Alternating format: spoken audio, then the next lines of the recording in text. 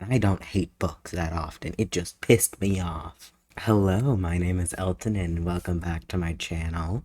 Here we talk about fashion, lifestyle, and media with a little bit of an alternative twist. Today's video is going to be another restyling video. It was requested by nobody other than me because I have been thinking about this specific webtoon for many years. I have watched so many hours of YouTube content about this webtoon, and I'm guessing from the title and the fact that you're here, you have also done that. I would love to tear apart the story. I would love to rewrite the story. That might take a minute, so first I want to introduce some concepts from ideas, visual redesign, if you will. I started reading Lore Olympus many years ago when it was first recommended to me, because if you cannot tell by the great number of Rick Riordan books that I have displayed behind me at all times, I am deeply invested in Greek mythology, and Egyptian mythology, and Roman mythology. And I think there's also the Norse mythology back here as well.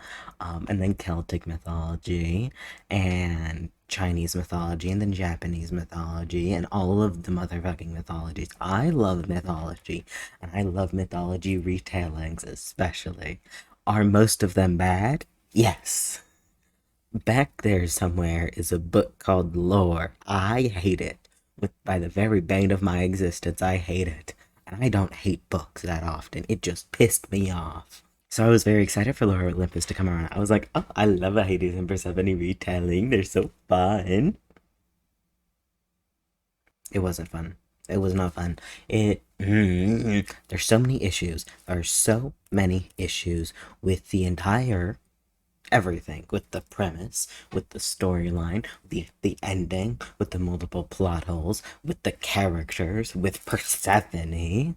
In my most likely multi-part series, but I don't know when the multi-part series will actually pick up next, we're gonna start by introducing how I would first redesign the characters and some concepts for how I would rewrite the story from not necessarily from beginning to end, so we might jump around a little bit. The order of which we are going to do this is going to be pretty much in alphabetical order, just because, and the main reason is because the two most important characters, Minty and Persephone, are at the end right next to each other, which means that we can go through not necessarily less important characters, but the less important characters to this story in the way that Lore Olympus has them, not necessarily in the way that I, Elton, would write them.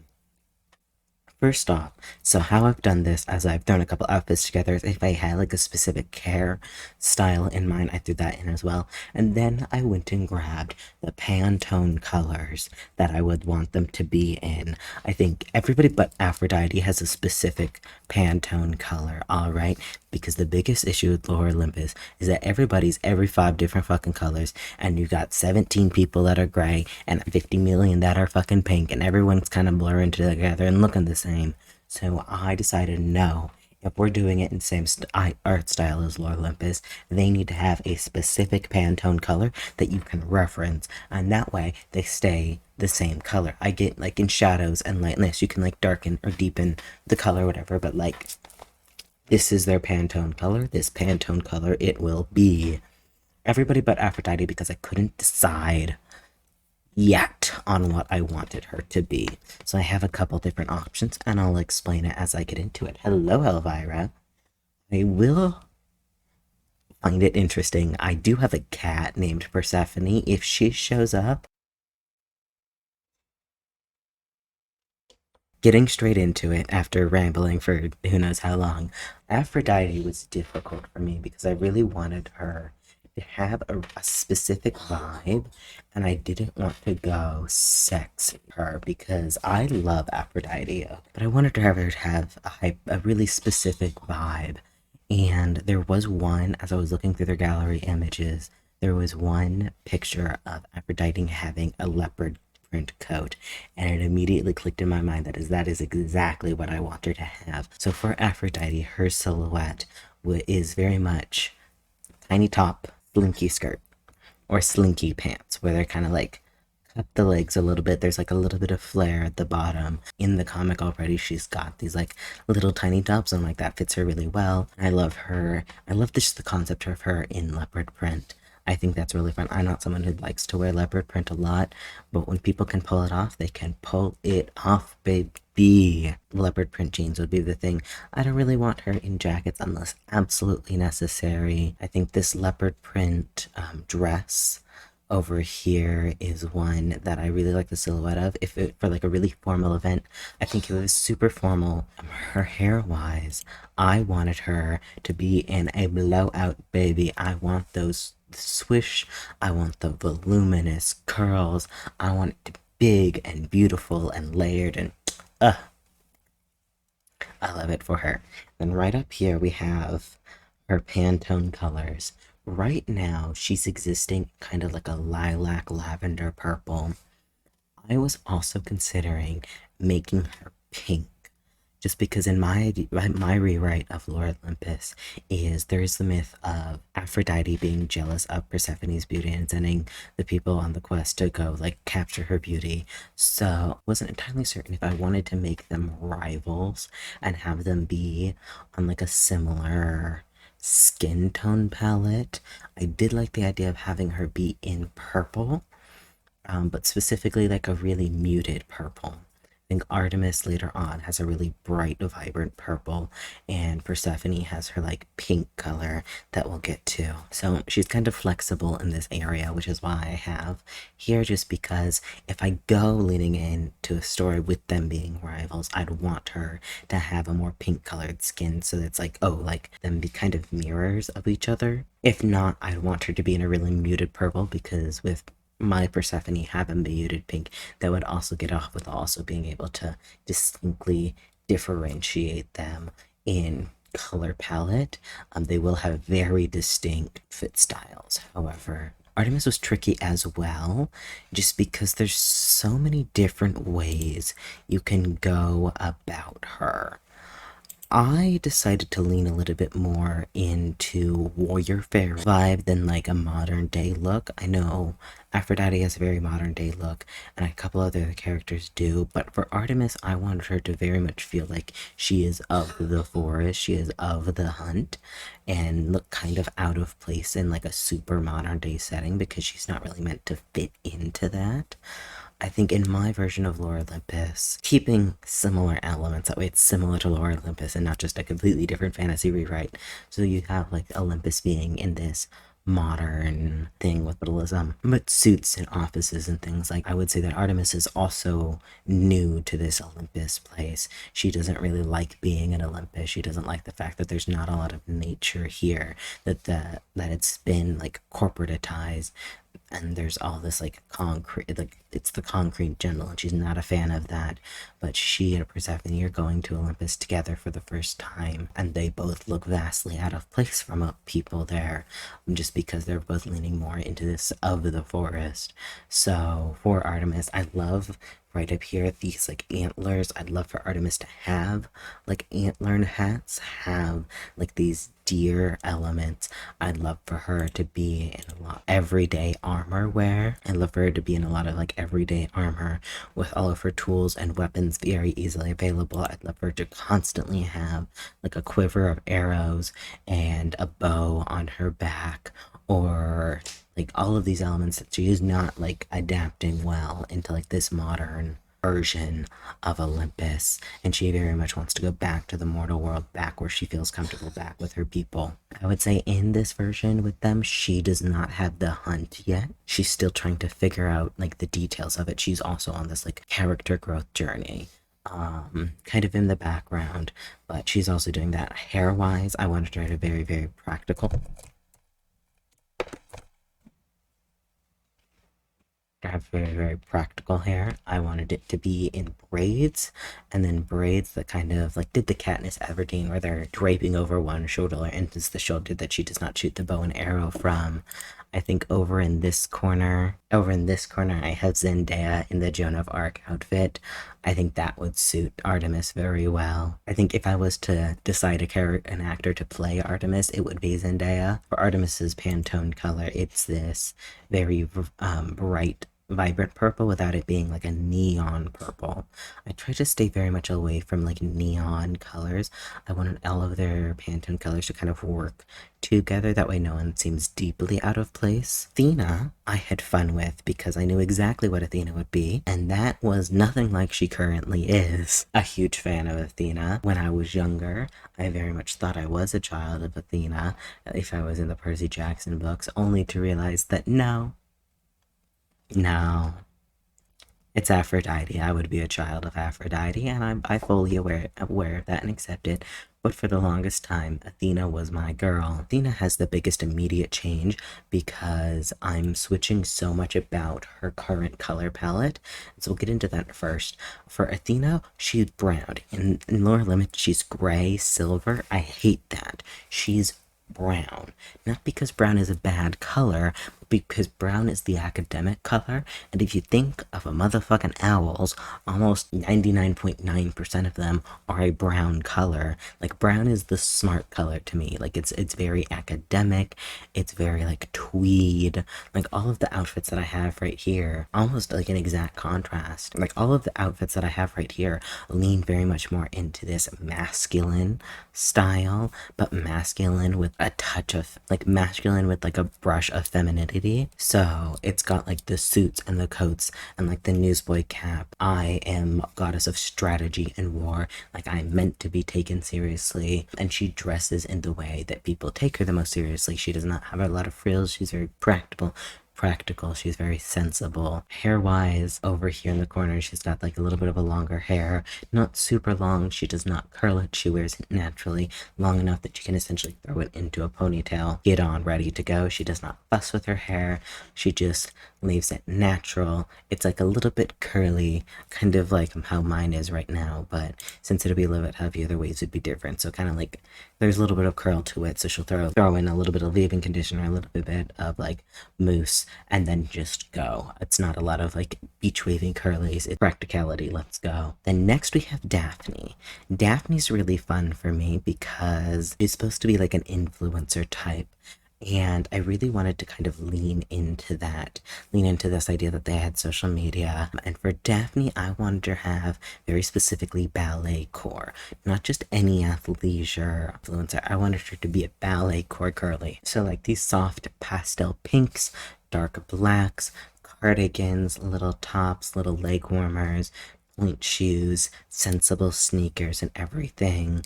I think it'd be really cute. I think it would also give her a reason to be popular online. It's not just that she's hot, it's that she has like a very specific aesthetic. Hair wise, braided pigtails with the bows. More. I also love the idea of her being in buns, maybe like a slight little swoosh bang, and then the ballet slick back bun for when she's performing. I think that vibe would be really fun. I think it would also give her, when we get to her, a lot of contrast with Persephone. The biggest thing about these two is because they're both in pink, but I wanted them to be a different vibe.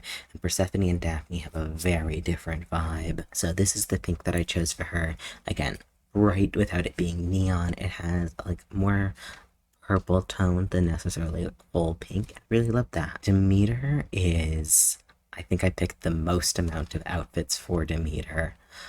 I really wanted to lean into a 70s flower girl vibe. Biggest thing with changing in Demeter, I hate that in so many Hades and Persephone stories, she's casted as this controlling, when in the original myth of Hades and Persephone, she was not obsessive and controlling. She was like a good mom that was terrified for her daughter because her daughter fucking disappeared and is now in the hands of one of the most dangerous people in like their world. I think a lot of people write Hades to be like, ooh, he's so spooky, but he secretly has a heart of gold. And it's like, yeah, sure, but he's also like one of the most powerful people in general, not just men, but in general. It don't matter if he has good intentions. If he fucking kidnaps your daughter, nobody knows where she at. In my versions of Lore Olympus, she's definitely not someone that's obsessive or overly controlling. She is very much, she's just terrified that someone has kidnapped her child. Any normal mother would be scared for her. Clothing and everything would definitely reflect that, being a lot of warm tones and denim, specifically warm tones for Demeter. I want you to put a pin in that. She's in a lot of warm tones. She's very autumn. Okay?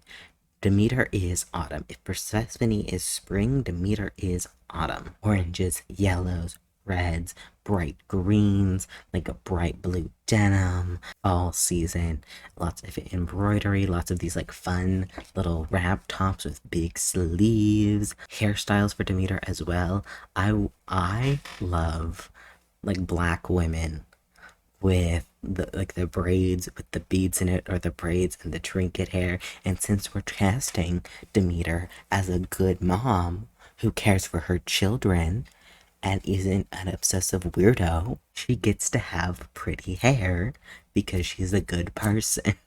Along with that, color wise, I have her in this like really, it's called pureed pumpkin, but like a really warm but darker orange right up here, so it kind of fits in a lot with like a lot of these browns and orange tones and everything. She is warmth, she is fun, she is loving. Like, I love Demeter, and if I get a year and a half to write a Hades and Persephone book, trust, she will be a good person. As someone with a complicated relationship with their parental figures, I get it. Sometimes you're like, hey, I have mommy issues, and that's okay. But not every character needs to have mommy issues. Not every mommy needs to have issues. Some moms are just mommy. Echo is a very different vibe from Demeter. Echo is someone that I wish I could love her storyline, but it skipped so many chapters that I'm like, well, okay. You did that. There's not a lot of outfits that I have for her, but there is essentially this little row right over here. I think Hecate is right above her. So these outfits with soft beiges, whites, blacks, a touch of brown, very, very professional, very demure, very mindful. She is here to be an assistant. She is here to look good. She is not here to make a big show. She is not here to be a fashionista. She is here to make her boss look good. Her clothing is definitely for me clothing that is like the old money type beat, where it's very simple but it costs like $17 million because like the stitching is perfection. The fabric is high quality, the bags are luxurious, everything is tailored, everything fits exactly how it should be, because she is the assistant of Hera, and if there is a thread out of place, that should be treated as if it was a thread out of place on Hera's gown. And Hera is the queen of the gods. Her assistant should not look like anything less than $1 million, because Hera is $1 billion. She gets paid a stupid amount of money because she does a stupid amount of good work. And then I do like the idea of Hera being gay. I like the idea of everyone being gay. To the person that commented on whatever video it was about me wanting characters to be either gay or single and gay, it's the same thing in Lore Olympus. You're either gay, bisexual, or single and gay and bisexual. Welcome to Greek mythology. If you're not hitting on every gender, are you into Greek mythology? No, you're not. The Greek mythology, Olympus is the queerest place on earth, and Lore Olympus, my Lore Olympus, absolutely reflects that. So, I do like the idea of Hera and Echo kind of getting together. I think they would make a kind of a cute couple. They would obviously need to have a little bit better development and a little bit more like kind of flirting to be on an equal playing field. I think a little bit of power dynamic is okay in fiction. Especially since our main characters, Hades and Persephone, will not be having that power dynamic. It's also a thing of, I think, for Hera and Echo, there is no matter who Hera gets with, there is inherently a power dynamic because you can't get on equal level of the Queen of the Gods. So I think Echo starts out a lot shyer and just willing to listen, but as they get along more, as they spend more time together, Echo's a little bit more willing to like push back at Hera. And because Hera is both in love with her and trusts her, she likes the fact that Echo's willing to be like, the fuck? No, that's dumb. So they have that kind of relationship with Hera, like very much accepts and understands and tries to give Echo as much power as possible. If I wanted to go toxic, I think Hera should fire Echo, and then Echo goes to work for Hades because she's like, bitch, I'm good at my fucking job. And then Hera's like a mess because she didn't realize how much she relied on Echo and goes to beg for Echo back. And Echo's like, you got what you wanted. Like, I no longer work for you. And Hera's like, but I love you. And Echo's like, okay. And then what are we gonna do about it?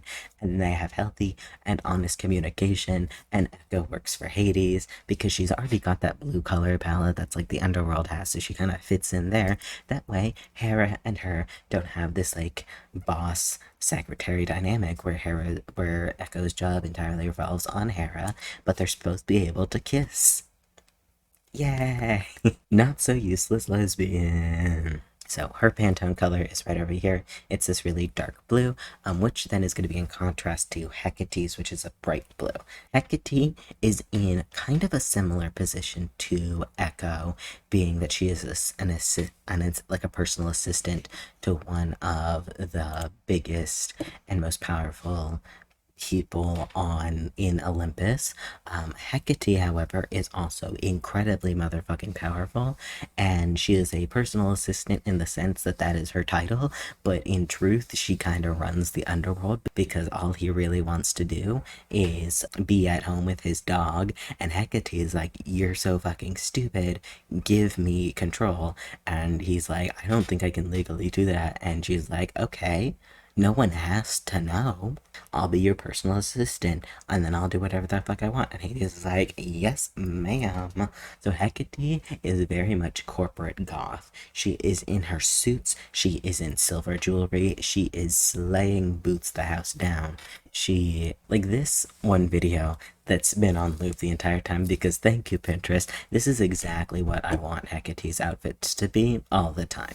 Like that's just it. I saw that when I'm like, well, we don't need any more. And then I love Hecate in a bob. I do love that blunt bob on her. I think I would make those bangs a little bit thinner. That way she's not giving berries and cream Farquad. And then up right up here, I have her with the vampire bangs. I love a Hecate with a vampire bang. For Hera, I have Sabrina Carpenter. That's it.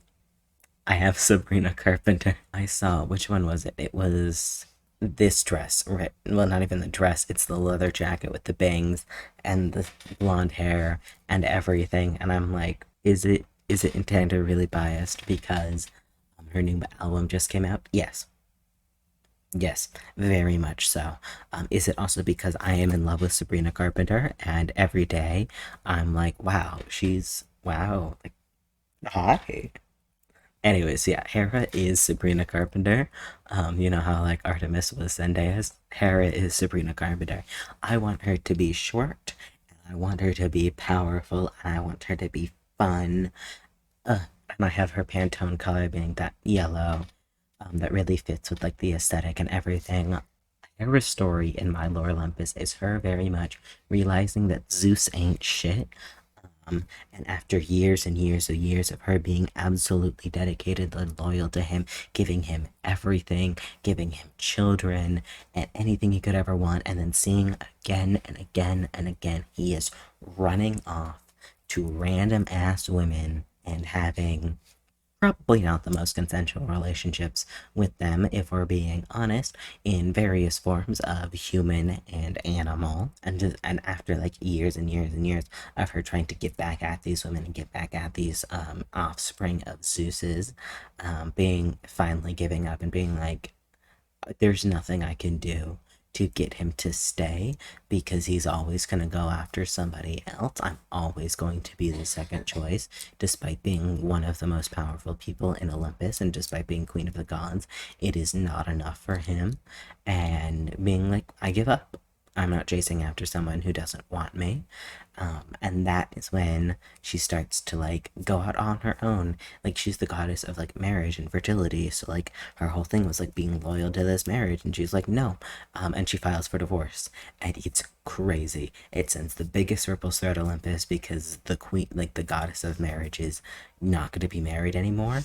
And it's like a whole like legal situation and everything, and it's questioning whether or not she's still going to be queen of the gods.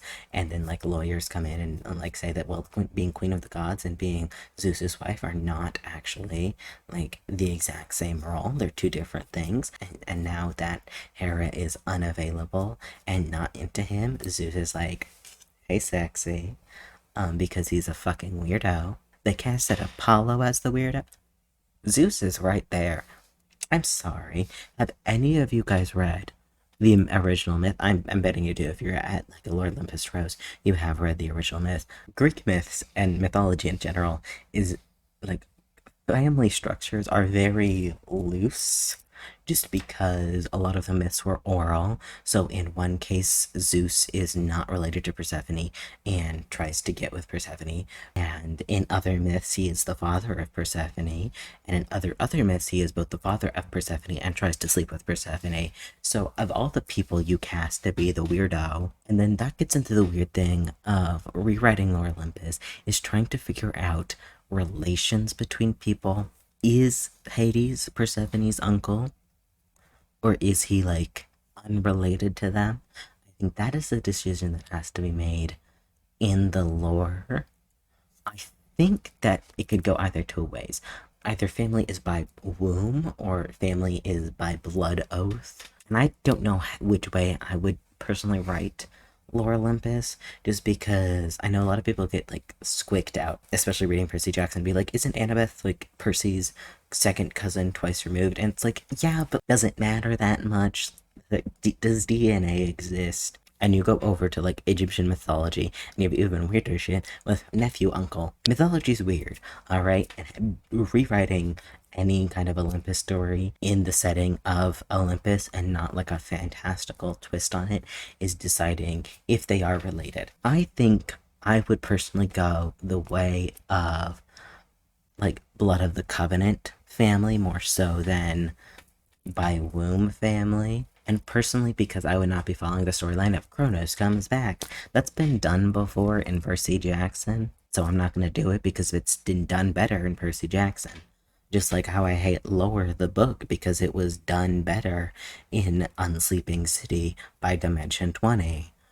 Is that Unsleeping City have no relation to Greek mythology? Yes, but Lore is set in New York, and that is set in New York, and they did a much better thing about being set in New York. I mean, that is the reason I don't like Lore. Not because it's bad at Greek mythology, but because it's bad at being in New York. So, I would say that, like, the six, like, children of Kronos are blood oath brothers and sisters more so than, like, literal brothers and sisters. All of their parents are not Rhea and Kronos. In fact, you don't talk about their parents. They just killed the king. They just killed the Titans, and Zeus became king. If anything, I would have Zeus being the only one that was a child that's mentioned to be the child of Kronos. Everyone else has, like, nebulous parents, and we don't talk about them or mention them either. You have like a Hera, Demeter, like Poseidon, Zeus, Hades, all of those, and Hestia are all blood oath because they made that oath to kill Kronos. And now they're brothers and sisters, but they're not technically brothers and sisters, which makes it fine for Zeus and Hera to get married and have babies. But it's also the fact that like age is kind of nebulous here. We don't say anyone's age. We don't say anyone's age. We do not say anyone's age. We're gonna get more into it once we hit Persephone. That is what Hera looks like. Hera is Sabrina Carpenter. Hestia is also here. I kind of just stuck her in big flowy skirts. I kind of wanted to have a more modest vibe. She has like pastels, and she's a lot softer of a yellow. The biggest differentiation between Hestia and Hera is their clothing. Even with their yellow tones being fairly similar, their clothing is going to be what sets them apart, with Hera having a little bit more sultry tree vibe, and Hestia being like, if every part of my body is not covered, I will scream. Which, fair girl. I get it. Okay. Okay. Now we get on to the fun part. So, Minty. I love her. I need you to understand that I love her, and I need you to understand that it was done so dirty. And we're redirecting her story. She does not work for Hades. She does not work for Hades. She's a rock star girly. She's a rock star girly. I want her. You have Hayley Williams right up there.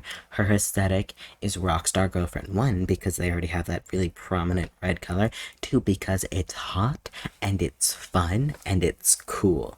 And I want Hades type to be Wild Child. Minty is hot and she's a little bit chaotic and she does whatever the fuck she wants and she doesn't care what anyone thinks and she's with Hades at the beginning and it's a PR relationship, okay? Hades and Minty are together because it boosts Minty's career and it makes Hades not look like a shut-in because he's seen at her concerts and she's kind of becoming one of like the biggest girlies in town. She's like an it girl. She's got breakup music and love music and she's just rocking out and she and Hades are in this PR relationship that was set up by Hecate, and Hades is kind of into her, but not in the sense of like, oh, I love you, but in the sense of like, well, I mean, I don't like, I just want to stay home with my dogs, and but at least she's fun and she like respects my boundaries and everything, and they have very open and honest communication relationship. And Minty is not super into Hades. I think Minty is like kind of bisexual, but she's a lot more like women focused bisexual, but it's a lot easier to be in a PR relationship because it boosts her career. And Hades is absolutely okay with being a beard and is like, well, if you want to have girlfriends, just bring him over to my place because nobody's gonna like, be like, ooh, you're dating someone else other than Hades if you just bring like whoever you're into over at my place and they'll just think that I'm having an orgy. Like that's their kind of relation. Like she is popping off, but it's very open and honest. And she's very comfortable in her body, and she and Hades are very comfortable with each other. And he's like a little bit into her, but he's not like, oh, I want to date her. But she's very comfortable in his house. She has her own room in Hades' house, all right. And this is set up like she has basically her own studio space, and that's why she's still sticking with Hades because she's like, well, it's free rent. God, like of course I'm gonna take the free rent. Please, I'm not dumb. But she's very fun. She plays the guitar. She's hot. She's sexy. She has a good time. She's very deeply involved in Olympus culture. And this is in contrast, but a kind of contrast, but not fully in contrast, with Persephone. Persephone is like very grunge. She is earthy, she is in cool tones. If anything, she's even got like a little bit of a more masculine vibe, like right over here. There's this guy, Christian, I believe, on TikTok that does like very grunge, Narnia-esque outfits. Slay. Persephone's very much of the forest. When I said that Hades type was wild child, this is what I meant. Like you've got rockstar girly, and then you have digging in the mud looking for bugs girly, alright? Persephone is not going to be like oh, Hades, I'm so shy. I'm so shy and cutesy. No, no, no. Persephone is the definition of very demure, very mindful. She doesn't do too much. She wears her normal clothes. She wears her comfortable clothes. She's ready to get down and dirty, but not that kind of dirty. She's very, very humble. She's not really insecure about herself because she's kind of grown up with her mother who like loves her and cares about her and is instilling good values in her, and she's of the forest and of the people and of the plant, and she's of spring and new beginnings and rebirth, but she is wild in the sense that Olympus is like, what is this little like bug child like running around, and she's like, the fuck, I am an adult, weirdo. You're the one in a fucking suit. Why do you want to be in that? I want to go. So that kind of like wild, and that I think was what makes Hades interested in her in the first place, is because she also has this like no nonsense type of attitude, and she's like just like, fuck you, I'm gonna do whatever the fuck I want. So like while she's new to Olympus, she's not, she can be a touch naive in the sense of like still trying to figure out how like hyper specific things of modern technology works. We can keep the plotline if she doesn't have a bank account. but not so much in the sense of like what's that, but in the sense of like the fuck is money? Why would you have that? That's dumb. She doesn't understand capitalism. She doesn't get it, and then when she does get it, she's like, that's stupid. Why would you do that? Persephone is an anarcho-communist. All right, Girly is here to take down the government and thinks Hades' rules and everything is stupid. She thinks that despite the fact that he's in charge, he's kind of giving it to other people. She thinks that's dumb because when she goes into Otherworld and sees, like, keep the things about having the Otherworld not a great place, like have Persephone create Elysium and all of that. I do like that plot line, but have it be in the sense of like, you're in charge. You can do whatever the fuck you want. Why are you at home and having some other person run your fucking place when you have all authority? Why is everything like, why are like the shades piled up and they can't get across? Like, and he's like, well, you have to have a coin. And she's like, that's dumb. That's stupid. Because she's been in the mortal world. She sees how mortals die. Not all of them get a perfect funeral. So she goes in and she starts like, once she like her first paycheck that Persephone received, she immediately goes and gives it to other people because she's like, why the I don't need this, because she's with Artemis. The thing with Artemis and Persephone, you can still have the thing of like their same society of eternal maidenhood. That's fine. Have Demeter like really trust and Hestia and be like, okay, cool, like let me send Persephone with you. Leto, Artemis's mom, is also like, hey, can I send my kid too? Like that way they can go together because Persephone and Artemis grew up together, and so they really know each other and really trust each other. And Leto's other child, Apollo, has been in Olympus this whole time because Leto and Zeus made the deal that he gets one half of the children and she gets the other, like kind of like a parent swap situation. So she got Artemis, he got Apollo. So Apollo's been up there, so she wants to send her daughter to go up there to visit her brother. And since the place of eternal, like the Society of Eternal Maidenhood, it's like, absolutely, we will take in these two people. It is not something Persephone has to do. It is a choice that she makes. She decides to join the Society of Eternal Maidenhood. I think for Persephone is like a little bit asexual, just because every character that I write ends up being a little bit asexual. But I think for her, it's not so much that she is not interested in sex kind of way, but in the sense of like, I have other things to do kind of way. So she's joining the Society of Eternal Maidenhood not because her mom is forcing her into it, because she's like, well, free housing, free school, tuition. I cannot be interested in men for 4 years. That's easy. So that is why she's joining. It is by choice. It's like a couple of things going on. She meets like the different gods and everything, and then she runs into Minty. All right, and here's the kicker. Persephone did not realize this before, but she is very into women. She's hugely into women, and so she goes to a concert with a couple of the people that she's met and sees Minty on stage, and she's like, oh no, I don't think this maiden thing is gonna last much longer. Because she's looking at Minty and she's like, ooh, never mind. I thought it was only about men. Because it's that thing of like, she's been around people that she's viewed as her sisters for so long that she's never even like stopped to really consider like dating a woman, and then Minty is right there and she's like, I'm considering it. And it's this whole thing of she like gets her way in, is able to meet Minty, and they really hit it off. And Minty's like, god damn. Blah blah blah blah blah. More things happen, and then Persephone finds out that she's dating Hades, and she's like, damn it. And part of her is like, damn it, no. And the other half is they're like, I got my vows. They're still intact. And then blah blah blah. Things happen. I haven't really figured it out yet, but I want it to be a kind of polycule situation. That fixes the Minty and Hades problem. That fixes the cheating problem, because they're all kind of like little bit dating each other. And it's fun and silly.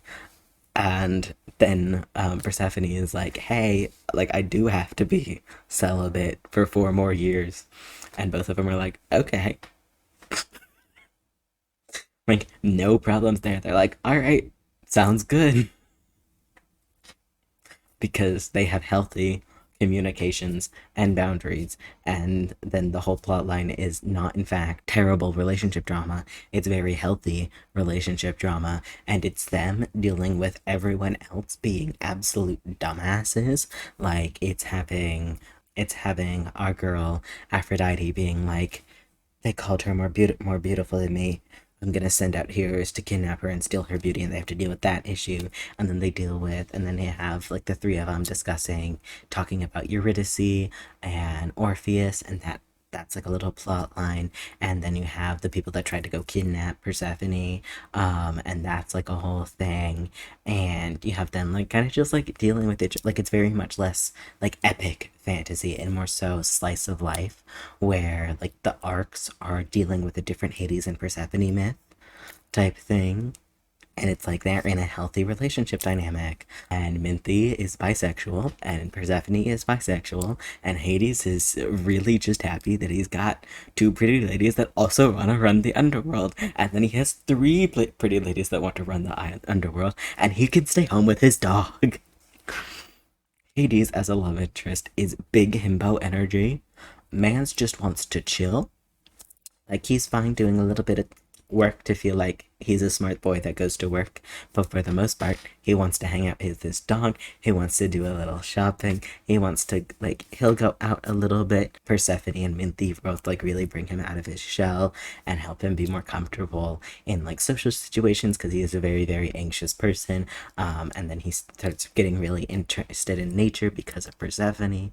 And he's, like, and his arc is, like, he's really trying to, like, figure out how to make plants grow for her. Whatever anniversary party, whatever his gift to her is like the smallest, because everyone else gets these big extravagant gifts, but he just has like a little flower pot with the first flower that can survive in the underworld for her. Like, he's spent all this time and with Hecate and Minty like trying to create this perfect gift for Persephone, and it's the tiniest little thing, and it's the thing that Persephone loves most of all, because she's like, oh my god, like, you really care about me. And then like the biggest thing that ends, and then like with the myth of, again, the original myth of Hades and Persephone, it's a thing of like, it's a really big misunderstanding where Minty has to break up with Hades because she's like in she's about to hit the promo cycle for a really like hard-hitting breakup album. And she's like, hey, they need to sell this. We can't be in this stable relationship. I need to break up with you. And so she breaks up with Hades, and it's very public. And then Hades and Persephone accidentally slip up, and they get photographed together. Demeter's like, oh my god, my daughter's a rebound. This can't happen. And she gets pissed. All right, because originally Zeus proposed to Persephone used like through Demeter. And Demeter was like, absolutely the fuck not. That's gross. That's rude. Like, I will not have my daughter be a fucking mistress to you, Zeus. And she thinks the same thing is happening. Then her fears are like coming to fruition as she sees like things, because Persephone hasn't told Demeter yet, because she's like kind of like, because she's kind of like exploring things, but it's in that stage where like she's still in school. And she's like, hey, like, I'm still a part of the eternal maidenhood. And they're like, okay, cool, not a problem. But like, she's still doing that, so Demeter thinks that Hades is taking advantage of her, so she like goes guns a-blazing, and is like, ah, you kidnapped my child. And Persephone's like, no, actually, mom, hold on. Mom, I did a dumbass thing. And she's like, yeah, it's dating this man. And she's like, actually, it's dating this man and this woman. And so she's able to like go to tea with her mom and be like, hey, like, this is the situation that's going on. Like, I didn't want to tell you because like I wanted to have like something for me, but I wanted it to be like really set in stone before I told you, because I didn't want it to be like you meeting somebody. But they're actually really cool and everything, and they're drinking pomegranate tea. The both of them are drinking pomegranate tea. Blah blah blah blah. That's the story. Because actually, Minty in this story is the pomegranate. Minty is the pomegranate. So that's very rough ideas of how I would rewrite Lore Olympus, but more specifically, how I would redesign Lore Olympus. Thank you all for watching. I very much appreciate y'all being here. If you want like a full like rewrite of Lore Olympus, let me know. And if you don't want that, don't say anything. Will that video be coming? Probably. Do I know when? Nope. But if enough people ask for it, it will be moved up the thing. I operate entirely on impulse and ADHD. If you've made it this far in the video, tell me what your favorite Greek myth is. I would love to hear about it. And then for bonus points, if you want to tell me what your least favorite plot point in Lore Olympus is, I would also love to hear about that. That way I can hit those plot points when I make that full rewrite of Lore Olympus. Thank you so much for watching. I very much appreciate you guys being here, and I will see you guys all later. Bye.